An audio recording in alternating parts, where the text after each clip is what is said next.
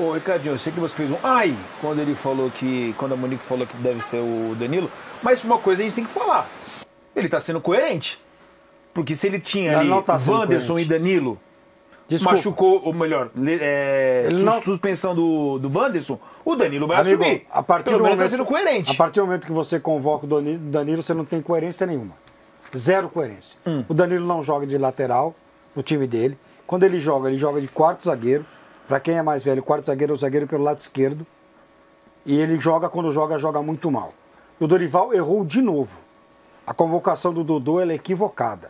Ele tinha que ter convocado o Wesley, jogador do Flamengo, chamar o Wesley e falar o seguinte: eu vou ser incoerente, mas você vai começar o jogo. Eu preciso jogar com 11 contra o Uruguai e não com 10. Você acha que ele tomaria menos porrada sendo incoerente? Eu acho que tomaria. De repente o Dodô chegando e furando a fila, entre aspas. Se colocar o Dodô, a gente vai ter 11 em campo. Se colocar o Danilo, infelizmente o Brasil joga com 10. Você acha que ele tomaria menos porrada? Se de repente ele vai mesmo, vou ser incoerente aqui, vou colocar o Dodô.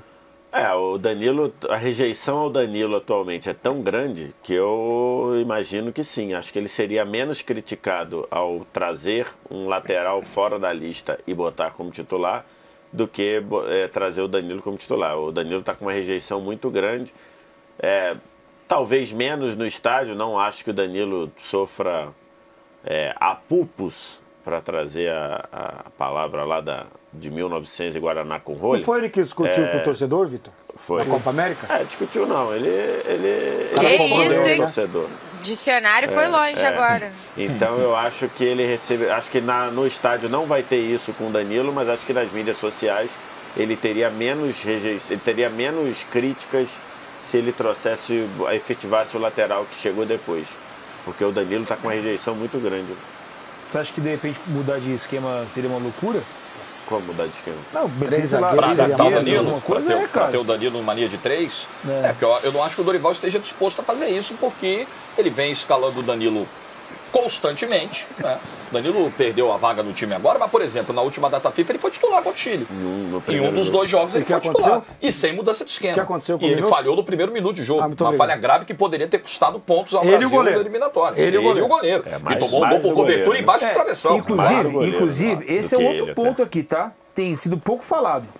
O nível de atuação do Ederson na seleção não é bom, cara. O Ederson não pode ser titular, rapaz. O titular tá no banco. O Ederson estava muito inseguro quinta-feira na Venezuela. Pelo menos 2 saídas com os pés poderiam ter se tornado gols venezuelanos. Pelo menos 2, assim, erros muito graves de um goleiro que estava inseguro. Tem gente que acha que ele poderia ter feito algo melhor no gol do Segovia. Aí já acho que não. Acho que é uma felicidade do chute que vai no alto. Também acho que não dava. Também acho que não dava. Mas tem um ponto também sobre o Danilo, cara. O Danilo, ele é um jogador cuja participação em campo ela é burocrática, é um jogador de defesa, é um jogador que não fica tanto com a bola, ele não vai cometer erros graves de passe, de uma finalização, de uma chegada da linha de fundo onde ele erra e gera um contra-ataque para o adversário. Então talvez por isso ele passe meio batido na vaia do estádio, na vaia do campo. A pressão está muito no cara que está no ataque, a pressão está muito hoje em cima do Vinícius, no cara que perde um gol e tal, mas quem faz uma análise mais profunda da seleção vê que hoje não tem elementos para escalar o Danilo. Se ele não tem nem para ser convocado.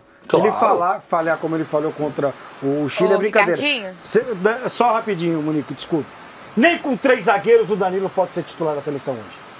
Nem o Brasil jogando com 3 zagueiros, convocando 6, ele não pode ser convocado. Então, quando eu falei sobre essa questão de repente, Monique, mudar a tática, não foi nem para colocar o Danilo, para tentar, de repente, fazer um esquema para que ele não jogasse. Ou então para o Brasil parar de tomar gol, né? Porque já tomou 11 em 13 jogos com o Dorival, né? Mas nem precisava mudar o esquema. Se o problema é o Danilo, era só você botar o outro lateral. Isso, lá, perfeito. Né? Não, mas daí, acho que mudar o esquema só faria sentido para acomodar o Danilo, para ele jogar como ele joga no clube dele lá. Que joga mal também. Eu digo para ele, numa dessa, ele não passar como um incoerente, entendeu? Porque a gente sabe como é que tem ego também de seleção, mas de ser técnico, nem isso ia encaixar. Porque aí você ia botar o Dodô de ala pela direita, entendeu? É difícil. Vamos com a Monique. Tira lá, Monique, desculpa. Não, que isso, imagina. Eu só ia trazer 2 pontos para acrescentar aí sobre o Danilo. Um, né, sobre a decisão do Dorival, que no meu ponto de vista também envolve uma questão de grupo, assim, né?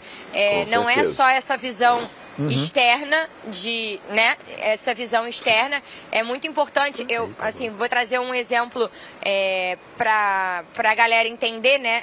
Semana passada a gente falou muito aqui da situação do Gabigol com o Felipe Luiz, e depois da entrevista coletiva do Felipe Luiz, o pronunciamento sobre o Gabigol, se falou muito sobre isso, né? A forma como se posiciona, que recado passa para o grupo, né? Como o restante do grupo vê essa situação. Eu acho que é a mesma coisa aqui na seleção, né? As escolhas do Dorival, elas dão recados para o grupo. Então eu acho que, além de considerar a parte técnica, tática, mais do que olhando a pressão que vem de fora, a cobrança, o quanto pode tomar de pancada ou não por escolher uma coisa ou outra, tem também uma questão da mensagem que ele passa para o grupo. Então eu acho que nesse caso isso também é levado em consideração na decisão. E sobre o Danilo, né, não sei se foi o Jorge ou o VSR que estavam falando aí que talvez no estádio ele não seja cobrado ali, não tenha uma vaia, algo direcionado para ele, mas que a pressão na rede social é maior.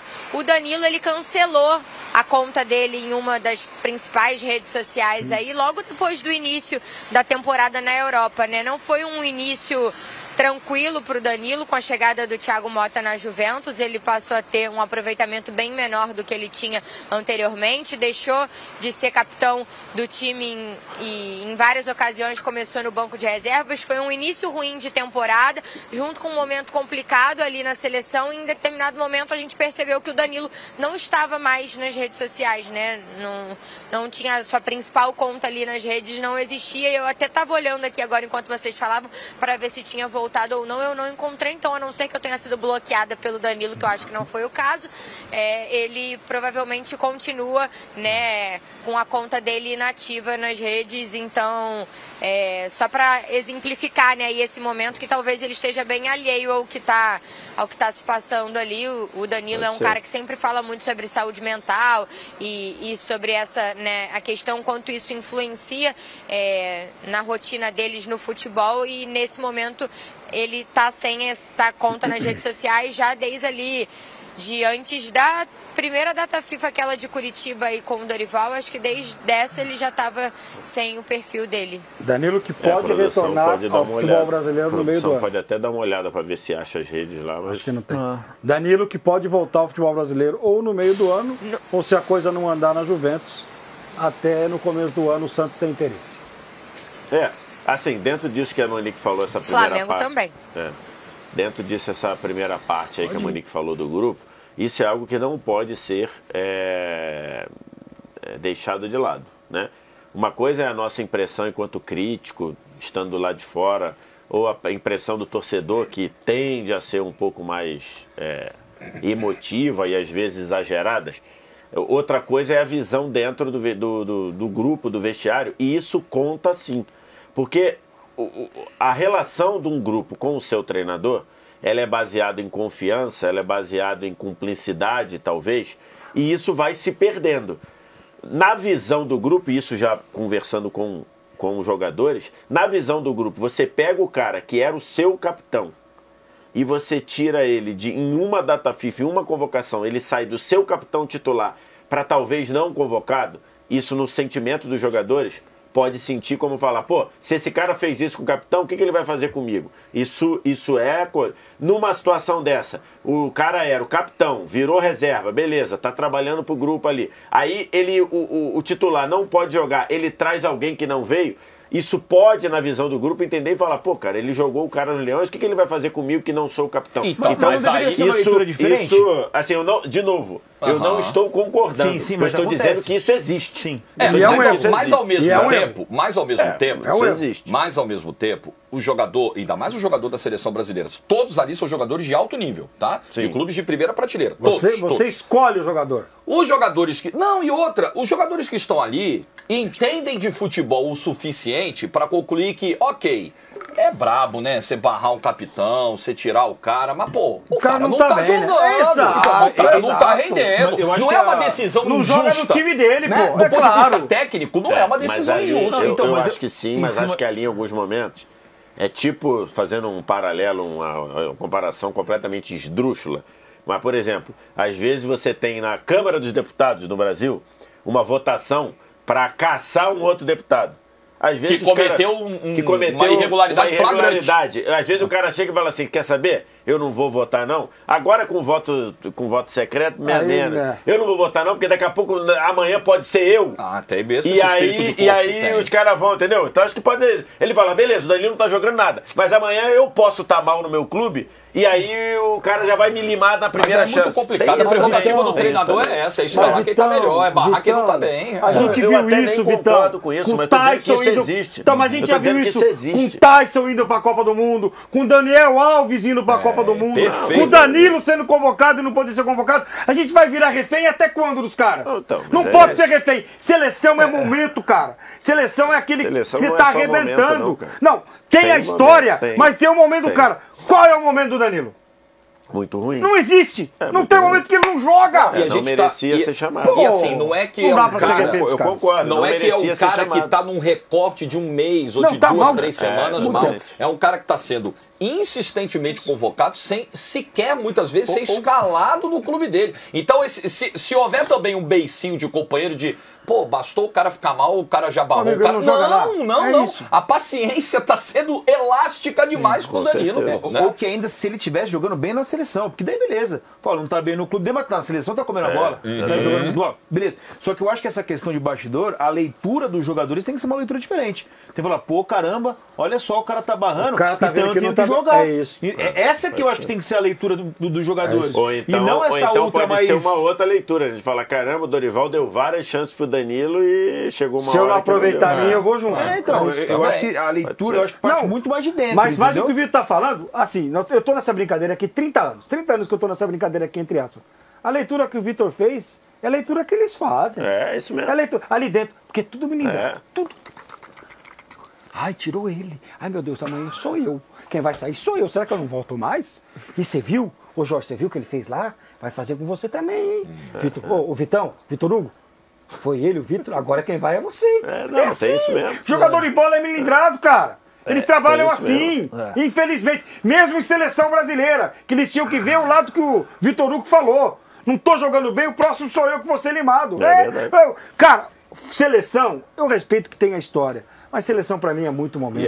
O cara tá bem, tem que ir o cara. E acho que o exemplo da última Copa do Mundo com o lateral que hoje está condenado, acho que ali deveria ser definitivo, irmão. E eu me lembro até hoje porque eu avisei. Fiz essa pergunta ao Tite no último lance e falei, Tite, você vai convocar esse jogador, independentemente da forma, por uma espécie de gratidão? O Tite ficou na bronca. O Tite não gostou da pergunta. Mas eu tenho certeza que a pergunta foi... Não agrediu ninguém.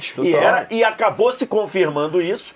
Quando precisou jogar, quem jogou foi um lateral, um zagueiro improvisado. Mas é claro, então, assim, vocês acharam que ia jogar quem?